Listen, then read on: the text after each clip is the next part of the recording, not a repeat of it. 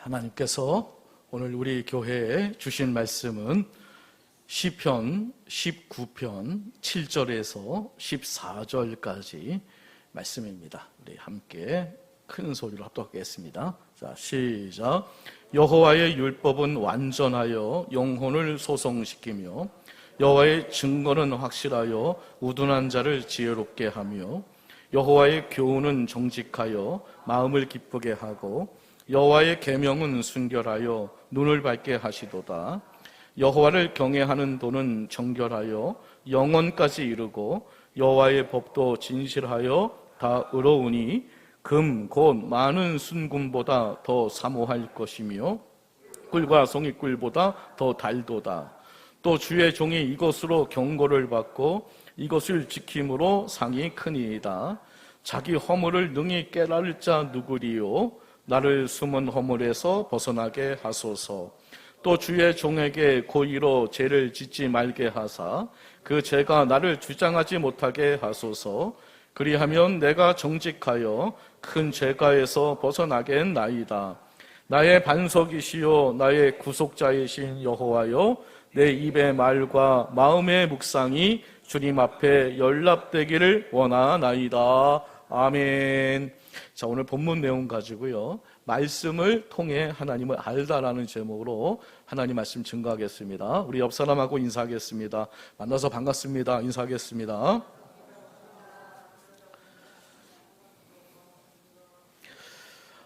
교회에서 이제 성경 골든벨을 이제 성경 퀴즈를 이제 하고 있었는데요. 이제 어린 아이를 대상으로 한 겁니다.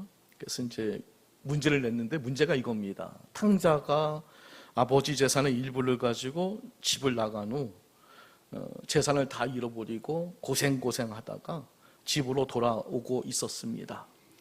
자, 이 말씀의 제목은 무엇입니까? 라고 물었는데 한 아이가 대답을 했습니다. 개고생, 이렇게 대답했습니다. 고생은 고생이죠. 고생은 고생인데 그런 제목은 아닌데 하여튼 아이들 의식은 좀 그런 것 같습니다. 집 떠나면 고생입니다. 하나님 떠나면 고생입니다. 하나님 품으로 돌아와야 할 줄 믿습니다.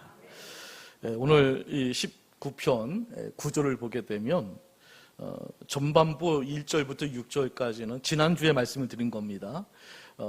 지난주에 이 자연을 통한 일반 계시에 대해서 말씀을 드렸고요. 이제 오늘 7절부터 14절까지는 성경, 이 말씀을 통한 특별 계시에 대해서 이렇게 구조가 되어 있거든요. 그래서 우리가 지난주에 우리는 그 자연을 통해서 창조주 하나님을 바라봐야 하고 또 그 하나님이 만드신 그 자연이라는 것이 우리에게 하나님의 사랑과 은혜로서 우리에게 주어진 것에 감사해야 된다. 우리가 마시는 물, 공기, 또 쬐는 이 햇빛들, 이거 다 공짜지만 이것을 통해서 하나님께서 우리를 얼마나 사랑하고 있는지에 대해서 우리가 감사할 줄 알아야 된다라고 말씀을 드렸고요. 그리고 또 이 자연이 또 실험을 하고 있지 않습니까? 이 고통받고 있는 이 자연을 통해서 하나님의 뜻을 우리가 분별해야 한다라고 이제 말씀을 드렸습니다. 오늘은 시편 19편 후반부로서 이 특별 계시인 이 성경에 대해서 이제 말씀하고 있는데요. 성경이야말로 하나님을 가장 잘 드러낸 가장 중요하고 확실한 계시입니다. 우리가 일반 계시를 통해서는 그 하나님의 구원 계획을 알 수가 없습니다. 그리고 그 하나님의 속성을 자세히 우리가 알 수가 없습니다. 하지만 우리가 이 성경을 통해서 하나님은 어떤 분이시며 그분의 계획이 무엇이며 또 우리의 앞으로의 인생이 어떻게 되는지에 대해서 하나님께서 계시해 주셨기 때문에 우리는 이 성경을 통해서 하나님을 잘 알 수가 있는 겁니다. 특별히 이 성경은 하나님의 감동으로 기록되었습니다. 자, 하나님의 감동으로 기록됐다는 것은 이거 누가 썼다는 겁니까? 하나님이 썼다는 거죠. 그래서 하나님 자신을 드러냈다라는 뜻을 가지고 있습니다. 그리고 오늘 우리가 읽었던 본문을 보게 되면 그 하나님의 말씀에 대해서 다양하게 표현을 하고 있는데요. 뭐 여호와의 율법, 여호와의 증거, 여호와의 교훈, 여호와의 계명, 여호와를 경외하는 도, 그리고 여호와의 규례, 이렇게 말씀, 성경에 대해서 여러 가지로 다양하게 표현하고 있다는 것을 기억하면서 이런 단어가 나올 때는 하나님의 말씀을 의미하는 것이구나, 여러분이 이렇게 이해하시면 되겠습니다. 다윗은 오늘 본문에서 하나님의 말씀의 능력에 대해서 노래를 하고 있는데요. 다윗은 하나님의 말씀을 사모한 사람이고요. 그리고 그 말씀의 능력을 체험한 사람이었습니다. 그래서 그 말씀의 능력으로 탁월한 삶을 살 수가 있었습니다. 건강한 교회의 모델로 우리가 삼을 때 초대교회를 건강한 교회의 모델로 삼습니다. 자, 그러면 초대교회는 어떤 교회였는가? 말씀이 흥왕하는 교회였습니다. 그래서 말씀의 능력을 체험하는 교회였습니다. 그리고 놀라운 부흥의 역사가 일어났습니다. 우리도 말씀의 능력을 체험해야 됩니다. 그런 신앙이 건강한 신앙입니다. 그리고 그것이 사실 부흥이고 그것이 진정한 성공일 겁니다. 기적과 성공을 따라가는 것이 아니라 교회는 말씀을 따라가야 할 줄 믿습니다.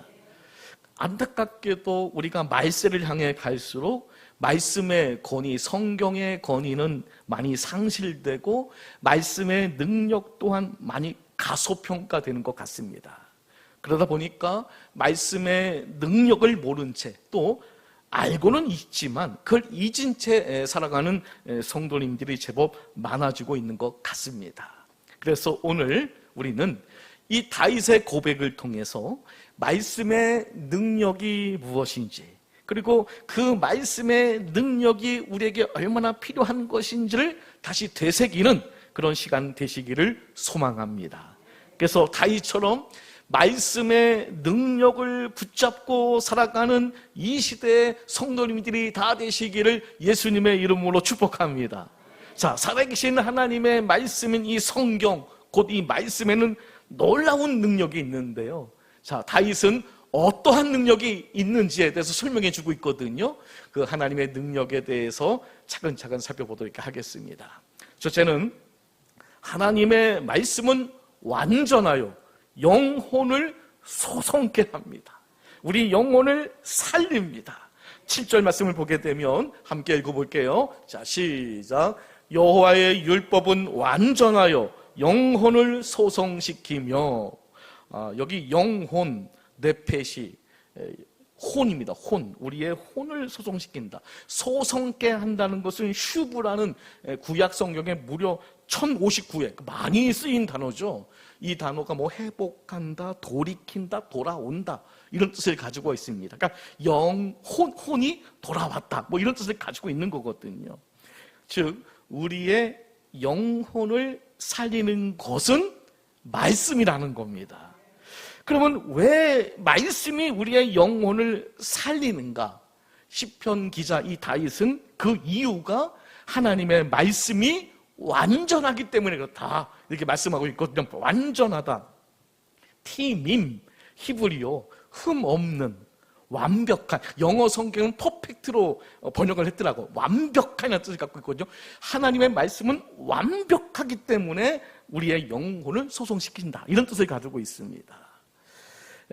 과거에 제가 이제 초등학교, 그때는 국민학교였죠. 국민학교 시절에 이제 학교 앞 문방구 앞에 가면요, 정말로 불량식품을 엄청 많이 팔았거든요. 그래서 그 불량식품 사탕 하나 이렇게 먹으면 온 입이 다 페인트 칠한 것처럼 다 되어버려요. 그때는 참 먹는 것 갖고 장난치는 사람들이 정말 많았어요. 제가 이게 중국에서 제 동기인데요. 중국에서 이제 선교사로 활동을 하다가 추방을 당했어요. 추방을 당했는데 그 선교사님이 그러더라고요. 중국은 대단하다. 왜냐면요, 이런 폐타이어죠. 폐타이어. 그걸 가지고 버블티 펄을 만드는데, 우리 먹는 쫀득쫀득한 먹는 걸 그걸로 만든다는 거예요. 그래서 그걸로 이게 소화가 안 되잖아요. 이거 몸에 쌓이는 게 축적이 되거든요. 그래서 사람들이 많이 좀 죽었나 봐요. 뭐 가짜 계란, 가짜 고기가 끝없이 참 그런 불량 식품의 천국이 중국인 것 같더라고요. 요즘 건강을 위해서 많은 분들이 친환경 농산물들을 선호하잖아요. 무농약 이렇게 또 선호하고, 또 요즘은 그 완전식품이라는 용어가 참 많이 등장하더라고요. 완전식품, 그러니까 가공식품에 반대되는 말인 것 같아요. 그래서 이 완전식품이 뭐냐면 인간에게 필요한 영양소 모두를 섭취할 수 있는 식품, 이런 뜻을 가지고 있더라고요. 그래서 이 가공되지 않은 원료 상태로 먹어도 필요한 영양소를 비교적 폭넓게 섭취할 수 있는 제품이라고 이렇게 이야기를 하고 있습니다. 그래서 5대 완전식품이라고 이야기도 하기도 하고 5대 완벽식품이라고도 소개를 하더라고요. 그게 뭐냐면 달걀, 콩, 브로콜리, 블루베리, 연어, 이게 이 5가지가 우리 인간에게 완전한 식품이라는 거예요. 근데 여러분, 우리의 영혼을 소성케 하기 위해서 또 우리가 완전식품을 먹어야 하거든요. 바로 그것이 완전한 하나님의 말씀이라는 거예요. 이 세상 모든 지혜를 총동원해도 그 지혜가, 이 세상 지혜가 우리의 영혼을 살릴 수가 없습니다. 왜냐하면 완전하지 않기 때문에 그렇습니다. 완전한 하나님의 말씀은 놀라운 능력이 있는데요. 히브리서 4장 12절 말씀 함께 읽어보겠습니다. 자, 시작. 하나님의 말씀은 살아있고 활력이 있어 좌우의 날선 어떤 검보다도 예리하여 혼과 영과 및 관절과 골수를 찔러 쪼개기까지 하며 또 마음의 생각과 뜻을 판단하나니. 그러니까 오직 하나님의 말씀의 그 칼이 우리의 혼과 영을 찔러 쪼개며 수술해서 우리를 살릴 수 있다는 거죠. 이게 무슨 말이냐 하면 이런 뜻이 되겠습니다. 하나님의 말씀이 우리 영혼의 완전식품이라는 겁니다. 이거 먹으면 살아난다는 겁니다. 사람은 영적인 존재로서 떡으로만 살 것이 아니요, 하나님의 입으로 나오는 그 모든 말씀으로 살 것이라고 예수님께서 말씀하셨습니다. 우리가 육체의 건강을 위해서 완전식품을, 그 좋은 그 완전식품을 섭취하는 것처럼 우리도 이 영혼의 건강을 위해서 하나님의 말씀을 주기적으로 공급을 받아야 한다는 것이죠. 육신을 위해서는 우리가 밥도 먹고 뭐 시금치도 먹고 뭐 김치도 먹고 또 달걀도 먹고 콩도 먹고 이렇게 먹으면서 우리의 육신의 건강을 챙기지 않습니까? 하지만 우리들이 이 영혼의 건강을 위해서 우리는 너무나 우리는 소홀히 여겼다는 거죠. 그래서 영혼의 양식을 우리가 제대로 먹지 못하기 때문에 영혼이 피폐해지고 영적인 영양실조에 걸리게 되는 것이라는 것입니다. 우리도 영혼의 건강과 또 지혜로운 자가 되기 위해서 날마다 하나님의 말씀을 묵상하는 습관을 가져야 할 줄 믿습니다. 사랑하는 성도 여러분, 우리의 영혼을 살리고 회복시키는 힘은 오직 완전식품인 하나님 말씀 안에 있는 겁니다. 육신의 양식을 매일 먹듯이 완전한 말씀을 날마다 섭취하게 될 때 우리의 영혼이 소성하고 새 힘을 얻게 될 줄 믿습니다. 완전한 말씀으로 여러분의 영혼이 소성하시기를 예수님의 이름으로 간절히 축복합니다. 두 번째는, 말씀은 확실하여 우둔한 자를 지혜롭게 합니다. 말씀이 들어오면 우리에게 지혜가 생긴다는 겁니다. 자, 7절 후반부 한번 읽어보겠습니다. 자, 시작. 여호와의 증거는 확실하여 우둔한 자를 지혜롭게 하며. 그러니까 말씀이 우리를 지혜롭게 하는데요, 그 이유가 뭐냐? 하나님 말씀은 확실하다. 확실하기 때문에 우리에게 지혜를 준다는 거죠. 여러분, 확실하지 않은 것은 우리를 지혜롭게 할 수 없습니다. 아무리 그럴듯해 보여도 확실치 않으면 그것이 우리를 지혜롭게 할 수 없는 겁니다. 요즘 인터넷 정보 시대잖아요. 정말 엄청난 정보가 막 이 스마트폰 하나만 갖고 있으면 정말 없는 게 없습니다. 각종 정보가 다 있거든요. 또 요즘은 뭐 과거만 해도 뭐 포털 사이트, 유튜브를 통해서 많은 정보를 받았는데 요즘은 또 AI라고 해서 정말 엄청난 정보를 우리가 받을 수 있습니다. 근데 문제는 이런 겁니다. 그러면 그런 정보들이 확실한 거냐?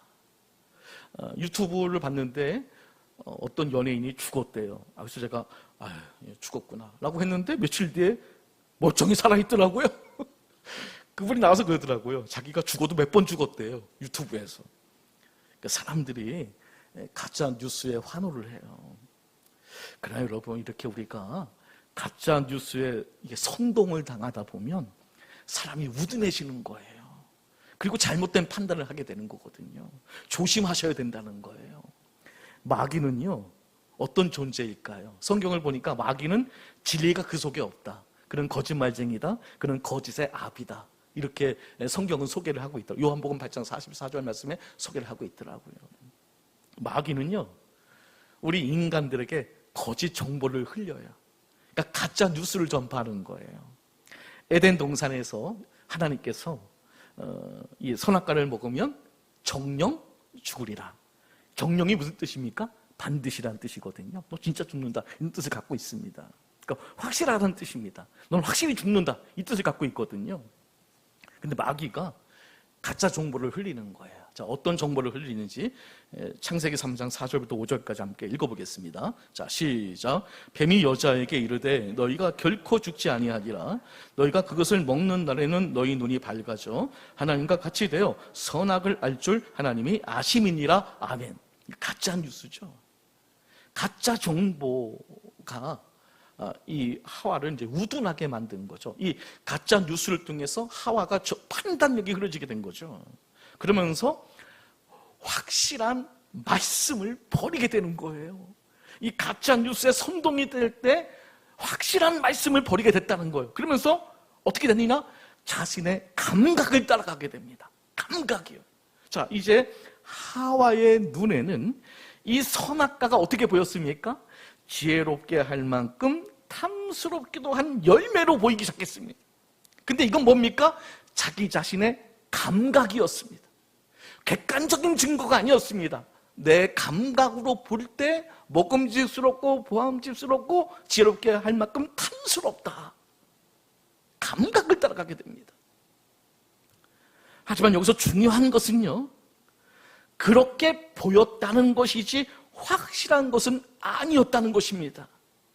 자, 이것이 무엇을 의미하는 것입니까? 우리의 감각, 우리의 경험은 확실하지 않다는 겁니다. 여러분, 우리가 어떤 사고를 목격합니다. 그러면 그 목격자 진술을 할 때 물론 보편적으로는 같겠지만 세세하게 그게 다 똑같을 수는 없어요. 그만큼 내가 뭘 봤다라고 했을 때 그것이 그렇게 확실한 건 아니더라고요. 자, 아무리 그것이 먹음직스럽고 보암직하고 지혜롭게 탐스럽게 할 만큼 탐스럽게 보인다 할지라도 그건 확실한 게 아니었다는 겁니다. 그래서 우리의 감각과 경험은 우리를 지혜롭게 할 수가 없습니다. 이게 우리의 연약성이라는 것입니다. 인간은 너무나 연약해요. 사람들이요, 미래를 굉장히 알고 싶어 해요. 근데 사람들이 그래서 미래를 많이 예측하잖아요. 1864년도에 그 박물학자 알프레드 윌레스라는 사람이 이제 예측을 한 거죠. 야, 이렇게 우리가 과학이 발달되면 앞으로 우리가 100년이 지나면 우리 이 세상은 유토피아가 될 것이다. 이 지구는 찬란한 낙원으로 변화가 될 것이다. 이렇게 예측을 했거든요. 근데 이런 예측이 다 빗나갔지 않습니까? 인간의 그 감각적인 예측은 확실하지 않습니다. 여러분이 잘 아는 그 베드로, 이 베드로와 야고보와 요한이 예수님과 함께 그 변화산 사건을 목격한 사람 아니겠습니까? 베드로는 예수님께서 영광스럽게 변모하시고 하늘의 음성을 들으셨던 것을 친히 감각적으로 목격한 사람입니다. 눈으로, 귀로 목격한 사람이거든요. 감각으로 목격을 했습니다. 근데 여러분, 나중에 베드로가 이거에 대해서 이렇게 말하는데요. 베드로후서 1장 19절, 베드로가 말한 겁니다. 베드로후서 1장 19절 말씀 읽어보겠습니다. 자, 시작. 또 우리에게는 더 확실한 예언이 있어 어두운 데를 비추는 등불과 같으니 날이 새어 샛별이 너희 마음에 떠오르기까지 너희가 이것을 주의하는 것이 옳으니라. 아멘. 여기 이전 18절에서 바로 이 변화산 사건을 이야기를 하면서 내가 그걸 목격했고 내가 그걸 들었다 분명히, 하지만 그거보다 더 확실한 예언, 성경이 우리에게 있다라고 베드로가 지금 말씀하고 있는 거거든요. 우리가 내 감각, 성경, 우리가 뭘 잡아야 되는 겁니까? 이 성경을 잡아야 된다는 겁니다. 내 감각을 잡으면 안 됩니다. 확실하지 않은 것에 목숨을 거는 것이야말로 어리석은 사람입니다. 하나님의 말씀은 확실합니다. 그래서 그 확실한 말씀이 들어가면 지혜롭게 되는 것입니다. 반대로 우리가 말씀을 버리면 지혜도 떠나게 되는 겁니다. 예레미야서 8장 9절 말씀 함께 읽어보겠습니다. 자, 시작. 보라, 그들이 여호와의 말을 버렸으니 그들에게 무슨 지혜가 있으랴. 말씀을 버리면 지혜도 떠나는 겁니다. 확실한 그 하나님의 말씀이 나를 지혜롭게 변화시키는 것입니다. 그러므로 확실한 말씀 위에 삶을 세우는 것이 지혜인 것입니다. 인간의 감각과 세상의 지식과 경험, 물론 그것이 완전히 필요 없다는 뜻은 아닙니다. 하지만 하나님의 말씀과 비교하게 될 때는 그건 확실한 것은 아닙니다.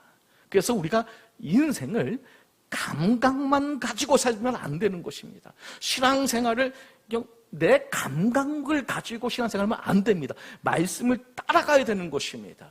자, 여러분, 우리가 한번 생각해 보시기 바랍니다. 아브라함이 갈대아 우르를 살았습니다. 그러면 그걸 떠나 알지도 못하는 땅에 가는 것, 그건 인간의 감각으로는 이해할 수가 없는. 그러니까 아브라함은 감각을 따라간 것이 아니라 말씀을 따라간 것이었습니다. 그럴 때 진정한 지혜가 아브라함과 함께 할 수 있었던 것입니다. 그러므로 여러분, 확실한 말씀을 붙잡을 때 지혜가 주어지게 된다는 사실을 꼭 기억하면서 확실한 말씀을 의지하여 지혜롭게 살아가시기를 예수님의 이름으로 간절히 축복합니다. 세 번째는 말씀은 정직하여 마음을 기쁘게 하는 능력이 있습니다. 자, 8절 말씀 상반부 읽어보겠습니다. 자, 시작.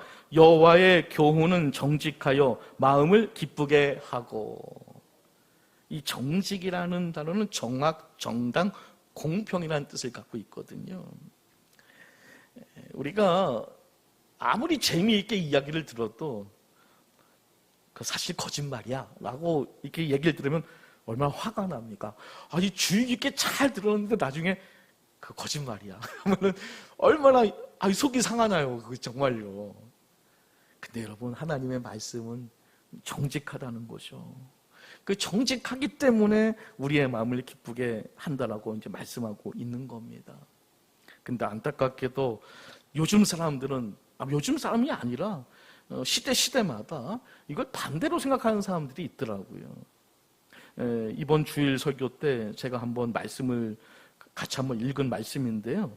이사야서 30장 10절 말씀 다시 함께 한번 읽어보도록 하겠습니다. 자, 시작. 그들이 선견자들에게 이르기를 선견하지 말라. 선지자들에게 이르기를 우리에게 바른 것을 보이지 말라. 우리에게 부드러운 말을 하라. 거짓된 것을 보이라. 그러니까 이스라엘 청중들이 요구한 거거든요. 이렇게 해달라고. 그럼 왜 이들이 왜 바른 것, 왜 정직한 것을 보이지 말고 왜 거짓된 것을 보여달라고 했을까? 그것은 그 선지자들의 메시지가 굉장히 좀 듣기 싫은 메시지였습니다. 그 어떤 메시지였냐면 너희들은 망한다. 너희들은 심판받는다. 자꾸만 이런 예언을 하니까 이게 듣기 싫었던 거예요. 그래서 그게 사실이라도 정직하게 말하지 말고, 그러니까 거짓말이라도 좋으니까 우리가 그냥 듣고 싶어하는 말, 우리에게 부드러운 말, 그냥 좋은 게 좋은 거라고 그냥 그렇게 우리의 마음을 기쁘게 해달라고 그들이 요구한 거죠. 하지만 여러분, 아니 지옥에 가는 사람에게 잘 될 거예요 이렇게 말하면 그게 무슨 소용이 있겠습니까? 지옥을 향하고 가는 사람에게 잘 될 거예요 이렇게 말하는 거야말로 정말 그거 잘못된 거 아니겠습니까? 낭떠러지를 향해 가는 사람에게 이거 잘 될 겁니다. 나중에 요구도 먹습니다. 근데 안타깝게도 모든 시대의 많은 사람들은 거짓된 것으로 마음의 기쁨을 삼으려고 한다는 거죠. 특히 이런 풍조는 더 심해져서 이제는 아예 사람들 다 알더라고요. 이게 거짓 컨텐츠인 줄 알고 보는 거죠. 왜냐하면 재밌으니까요. 그러니까 그런 사람이 많아지니까 또 그런 컨텐츠가 또 인기가 있고요. 그러다 보니까 가짜 뉴스, 가짜 이야기로 가득 차는 거죠. 그냥 인터넷 그 공간 안에 그런 이야기로 막 넘쳐나는 거죠. 그런 걸로 마음의 기쁨을 삼고 있는 거예요. 이것은 마귀의 속임수이거든요. 거짓으로 얻는 기쁨은 오래가지 못합니다. 그렇기 때문에 더 잔혹한, 더 그럴듯한 거짓말이 계속 양성이 되는 거 아니겠습니까? 그러나 진실이 드러나면 그런 기쁨은 안개처럼 다 사라지는 거거든요. 정직한 것이 우리의 마음을 진정으로 기쁘게 할 수 있습니다. 그럼 이 세상에서 정직한 것이 어디 있습니까? 하나님 말씀 외에는 없더라고요. 여러분, 마음이 울적할 때 정직한 그 하나님의 말씀을 묵상하시기를 바랍니다. 세상이 줄 수 없는 놀라운 기쁨이 넘쳐나게 될 줄 믿습니다. 예레미야서 15장 16절 말씀 함께 읽어보겠습니다. 자, 시작. 주의 말씀은 내게 기쁨과 내 마음의 즐거움이오나. 아멘. 여러분들은 뭘 가지고 여러분들의 인생의 기쁨과 즐거움을 삼고 계십니까? 우리 성도님들은 말씀을 우리 인생의 기쁨과 즐거움으로 삼아야 되지 않겠습니까? 거짓과 소금이 판치는 세상 속에서 그런 걸로 세상 사람은 즐거워하지만 우리는 그런 것이 아니라 이 정직한 말씀, 이거 붙들고 진정으로 기뻐하는 삶을 살아갈 수 있는 성도가 되어야 할 줄 믿습니다. 말씀을 묵상할 때 하늘의 기쁨과 즐거움이 우리 심령에 충만해질 겁니다. 이 말씀의 기쁨을 가지고 담대하게 이 세상을 이기며 살아갈 수 있는 우리 모두가 되시기를 예수님의 이름으로 간절히 축복합니다. 마지막 네 번째는 말씀은 순결하여 우리 눈을 밝게 해줍니다. 자, 8절 후반부 읽어보겠습니다. 8절. 자, 시작. 여호와의 계명은 순결하여 눈을 밝게 하시도다. 아멘. 눈은 몸의 등불이다라고 성경에 기록되어 있더라고요. 마태복음 6장 22절, 23절 말씀을 보게 되면 눈은 몸의 등불이니 그러므로 내 눈이 성하면 온몸이 밝을 것이요 눈이 나쁘면 온몸이 어두울 것이니. 그 눈이 좋아야 된다는 뜻이에요. 눈이 좋아야 된다. 근데 이 순결한 하나님의 말씀이 영적 루테인이 돼서 영양제가 되어서 우리 눈을 밝게 한다는 거죠. 그래서 이 말씀을 우리가 통해서 우리가 영적인 세계를 이제 바라보게 된다는 거죠. 눈이 확 트인다는 뜻을 가지고 있습니다. 그 이유는 하나님의 말씀은 순결하기 때문에 그런 겁니다. 우리는 어두운 세상을 살고 있습니다. 그런데 이 어두운 세상에서 우리는 지금 죄와 욕심, 이 교만이라는 색 안경을 끼고 있는 겁니다. 어두운데 터널 안에 또 선글라스를 끼고 들어간 격하고 같은 거겠죠. 그래서 잘 보이지가 않아요. 그래서 진실을 보지 못하고 영적인 세계가 안 보이는 거예요. 그 안경을 꼈으니까요. 죄와 욕심과 탐심, 교만이란 색 안경을 끼고 있기 때문에 안 보입니다. 그런데 이 말씀은 순결하거든요. 이 순결이 뭡니까? 맑다, 깨끗한 그런 투명 안경이거든요.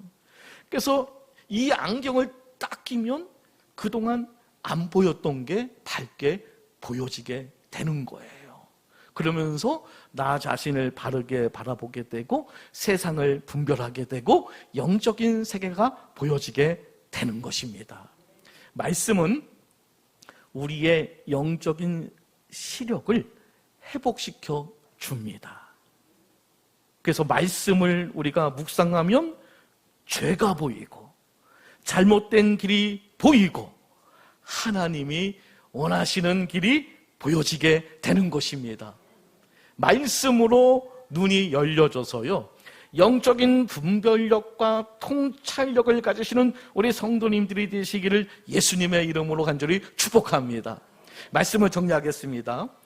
오늘 이 특별 계시인 이 하나님의 말씀은 살아있고요, 그리고 능력이 있습니다. 할렐루야, 능력이 있어요. 그럼 어떤 능력이 있느냐? 말씀은 우리의 영혼을 소성시킵니다. 죽은 영혼을 살리고 메마른 영혼을 회복시키는 능력이 있습니다. 말씀은 우리를 지혜롭게 합니다. 거짓에 속지 않게 하고 바른 판단을 하게 하는 능력이 말씀에 있습니다. 말씀은 마음을 기쁘게 합니다. 세상은 우리를 기쁘게 하지 못하잖아요. 세상이 줄 수 없는 참된 기쁨을 말씀은 우리에게 준다는 겁니다. 말씀은 우리의 눈을 밝게 해줍니다. 우리가 잃어버렸던 그 영적인 시력을 회복시켜주고 그 영적인 세계를 바라보게 하고 하나님의 뜻을 분별하게 합니다. 이와 같은 말씀의 능력은요, 결국 우리를 영원한 생명으로 이끌고 또 의로운 길로 인도하여 복된 인생을 살아가게 하는 것입니다. 그래서 성경은 우리가 숨쉬는 공기와 마시는 물, 해가 비추는 빛보다 금보다 더 귀한 것입니다. 말씀 없이는 신앙이 설 수 없고 교회가 부흥할 수도 없고 우리의 영혼이 살아날 수도 없는 겁니다. 그러므로 사랑하는 성도 여러분, 날마다 말씀을 가까이 하십시오. 그 말씀을 읽고 묵상하고 순종하십시오. 그리할 때 우리의 영혼은 소성하고요, 삶은 지혜로워지고요, 기쁨과 빛 가운데 살아가게 될 것입니다. 무엇보다도 영원한 진리 위에 굳게 서서 의로운 길을 걸어가시는 우리 모든 복된 성도인들 다 되시기를 예수님의 이름으로 간절히 축원합니다. 우리 함께 기도할 때 말씀으로 우리의 영혼이 소생되게 하여 주시옵소서. 확실한 말씀으로 지혜롭게 하여 주시옵소서. 말씀으로 참된 기쁨을 누리게 하여 주시옵소서. 말씀으로 우리의 영적인 눈을 밝게 하여 주시옵소서. 이 시간 주여 외치고 기도하겠습니다. 주여!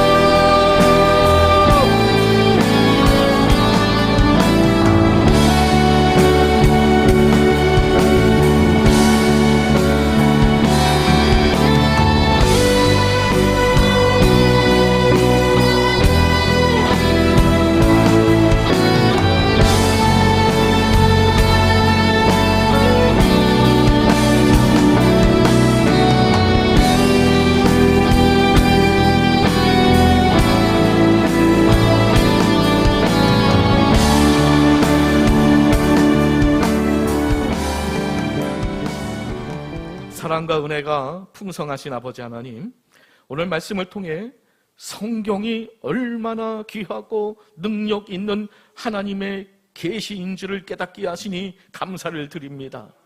주의 말씀은 완전하여 우리의 영혼을 소송케 하시고 확실하여 우둔한 우리를 지혜롭게 하시며 정직하여 우리의 마음을 기쁘게 하십니다. 또한 말씀은 우리의 눈을 밝히셔서 하나님을 바라보게 하시고 영원히 변치 않아 흔들리지 않는 반석이 되며 의롭고 진실하여 우리를 의인의 길로 인도하십니다. 주여, 이 말씀이 우리 삶 속에 살아 역사하게 하셔서 우리가 날마다 말씀을 묵상하고 붙잡으며 순종하게 하여 주옵소서. 세상의 헛된 것들을 쫓지 않고 영원한 말씀 위에 굳게 서는 성도가 되게 하시고, 말씀 안에서 참된 기쁨과 소망은 누리며 의의 길을 끝까지 걸어가게 하여 주옵소서. 예수 그리스도의 이름으로 간절히 기도드립니다. 아멘.